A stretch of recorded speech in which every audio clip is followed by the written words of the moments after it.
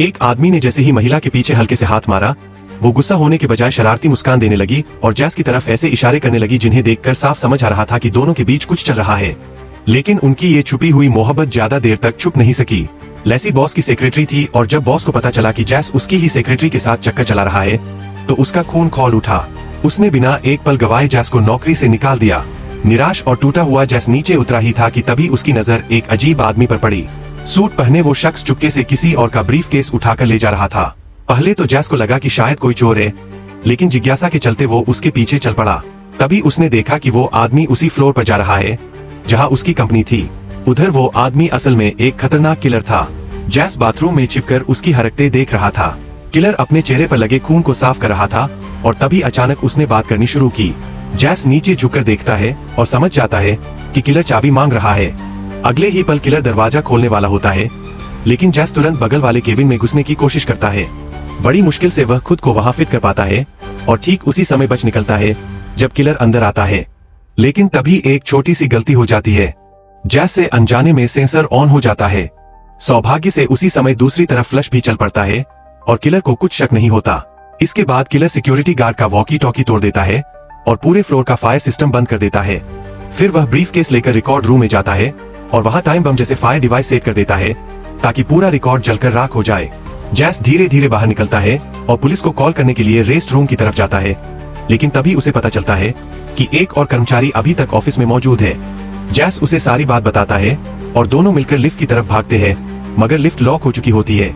फिर वे fire exit की तरफ जाते हैं, लेकिन वहां के सारे रास्ते पहले ही बंद किए जा चुके थे। अब दोनों समझ जाते हैं कि वे एक खतरनाक जाल में फंस चुके हैं, इसलिए वे अलग अलग होने का फैसला करते हैं।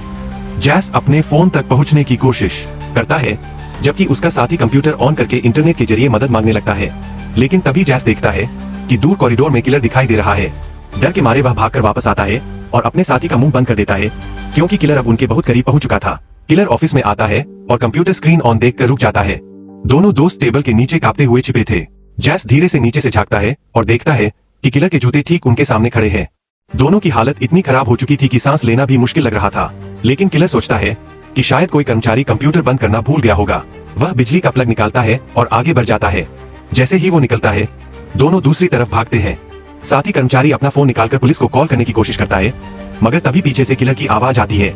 वह उसके कंधे पर हाथ रखता है और सिर पर बंदूक तान देता है। क्या आज रात ऑफिस में कोई और भी काम कर रहा है? डरे हुए कर्मचारी ने जवाब दिया, नहीं, सिर्फ। कुछ पल के लिए लगा कि शायद उसकी जान बच जाएगी, लेकिन अगले ही पल किलर ने तार उठाया और उसकी तरफ बढ़ने लगा। जब टॉम वहां पहुंचा तो पूरा ऑफिस अंधेरे में डूबा हुआ था। उसे अपने साथी का कहीं पता नहीं चला। उसे तुरंत खतरे का एहसास हो गया। वह नीचे झुककर अपनी डेस्क तक पहुंचा और फोन से मदद मांगने की कोशिश की, लेकिन फोन बंद हो चुका था। मजबूरी में उसने फोन चार्जिंग पर लगाया। तभी पीछे मुड़कर देखा तो उसके साथी की लाश पड़ी थी। घबराकर वह एक स्टोर रूम में छिप गया। किलर की आहट लगातार करीब आ रही थी। टॉम ने खुद को तैयार कर लिया कि अगर किलर अंदर आया तो वो हमला कर देगा। लेकिन तभी अचानक फोन की घंटी बज उठी। किलर तुरंत आवाज की तरफ भागा और टॉम मौका देखकर वहां से निकल गया। किलर ने फोन चेक किया और उसमें टॉम की फोटो देखकर समझ गया कि यही आदमी अभी भी ऑफिस में छिपा हुआ है। दूसरी तरफ टॉम ने आग लगाकर फायर अलार्म एक्टिव करने की कोशिश की, लेकिन सिस्टम पहले से बंद था। तभी उसने सामने वाली बिल्डिंग में काम कर रहे एक आदमी को देखा। वह खिड़की के पास जाकर जोर जोर से इशारे करने लगा, लेकिन सामने वाला कुछ समझ नहीं पाया। आखिरकार टॉम ने पर्दों में आग लगा दी। धुआं और आग देखकर सामने वाले आदमी का ध्यान उस पर गया। टॉम इशारों से उसे पुलिस बुलाने को कहने लगा, लेकिन आग की गंध अब किलर तक भी पहुंच चुकी थी। वह तुरंत फायर एक्सटिंग्विशर लेकर दौड़ पड़ा। दोनों आमने सामने आ गए, मगर किलर पहले आग बुझाने में लग गया। उसी दौरान टॉम भाग निकला। इसके बाद टॉम बॉस के ऑफिस में पहुंचा और अपनी एक्सेस कार की परमिशन बनाकर पूरे फ्लोर का कंट्रोल अपने हाथ में लेने लगा। ठीक तभी किलर वहां पहुंच जाता है, लेकिन टॉम टेबल के नीचे छिपकर बच निकलता है। अब टॉम सारी एक्सेस कार्ड बंद कर देता है ताकि किलर किसी भी कमरे में ना जा सके। फिर वो पूरे फ्लोर की बिजली काट देता है। लेकिन तभी किलर बॉस के ऑफिस में पहुंचकर एक महिला को गोली मार देता है और बॉस को धमकाता है। टॉम समझ चुका था कि मामला बहुत बड़ा है। मरी हुई महिला असल में उसकी क्लाइंट थी और शायद किलर उसे खत्म करने आया था ताकि कोई राज बाहर ना आ सके। धीरे धीरे सच सामने आने लगा। किलर असल में बॉस के लिए काम कर रहा था। अगले दिन एक बड़े क्रिमिनल गैंग का केस कोर्ट में जाने वाला था और रिकॉर्ड रूम में मौजूद फाइलें उस गैंग को बर्बाद कर सकती थीं। इसलिए बॉस ने सबूत खत्म करने के लिए किलर को बुलाया था, लेकिन हालात बिगड़ चुके थे। टॉम ने चालाकी से नकली एक्सेस कार्ड बनाकर किलर को धोखा दिया। तभी रिकॉर्ड रूम में लगाए गए फायर डिवाइस का टाइम खत्म हो गया और पूरी जगह आग की लपटों में घिर गई। किलर आग बुझाने की कोशिश करता रहा, लेकिन धुएं में दम घुटने से गिर पड़ा। टॉम अंदर जाकर जरूरी फाइलें बचाने लगता है, मगर तभी किलर पीछे से हमला कर देता है। दोनों में जबरदस्त लड़ाई होती है। तभी टॉम की गर्लफ्रेंड पीछे से फायर एक्सटिंग्विशर मारकर किलर को गिरा देती है। मरने से पहले किलर एक नंबर बोलता है।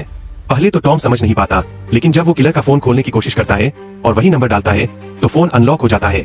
कॉल हिस्ट्री देखकर वह एक नंबर डायल करता है और अगले ही पल बॉस की जेब में रखा फोन बज उठता है। अब बॉस सब सच बता देता है। वो कहता है कि उसे मजबूर किया गया था। इस पूरे खेल के पीछे बहुत बड़ा नेटवर्क है जो सरकार, पुलिस और बड़े लोगों तक फैला हुआ है। अगर फाइलें बाहर आ गईं तो सबकी जिंदगी खत्म हो जाएगी। लेकिन टॉम अब पीछे हटने वाला नहीं था। उसने फैसला कर लिया कि वो सच दुनिया के सामने लाएगा। वो फाइल लेकर ऑफिस से बाहर निकल जाता है। दूसरी तरफ बॉस समझ चुका था कि अब उसका अंत तय है। वह अपनी पत्नी के लिए आखिरी खत लिखता है और खिड़की से कूदकर अपनी जान दे देता है। उधर टॉम और उसकी गर्लफ्रेंड बिल्डिंग से बाहर निकलते हैं। तभी उन्हें याद आता है कि उनका फोन अभी भी ऑफिस में रह गया है। उसी समय कुछ नकली पुलिस वाले वहां पहुंचते हैं और फोन अपने कब्जे में ले लेते हैं। टॉम दूर से यह सब देखकर समझ जाता है कि अब पूरा संगठन उसके पीछे पड़ चुका है। फिल्म का अंत यही एक खुले रहस्य के साथ होता है। क्या टॉम और उसकी गर्लफ्रेंड बच पाएंगे? क्या वो सच दुनिया के सामने ला पाएंगे या फिर वो भी इस खतरनाक सिस्टम का अगला शिकार बन जाएंगे? यही सवाल फिल्म को और ज्यादा रोमांचक बना देता है।